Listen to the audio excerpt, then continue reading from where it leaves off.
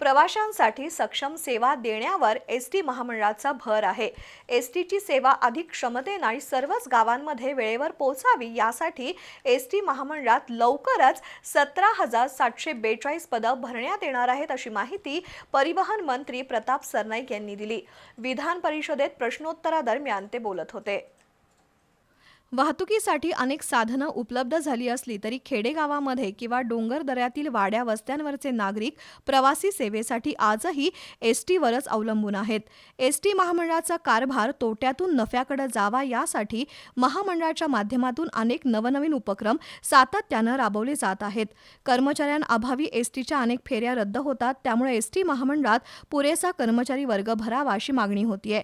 या पार्श्वभूमीवर विधान परिषदेत विचारलेल्या एका प्रश्नाला उत्तर देताना परिवहन मंत्री प्रताप सरनाईक यांनी प्रवाशांना अधिकाधिक सक्षम सेवा देण्याकडे एसटी महामंडळाचा भर आहे, त्यासाठी अनेक नवे निर्णय घेण्यात येत आहेत।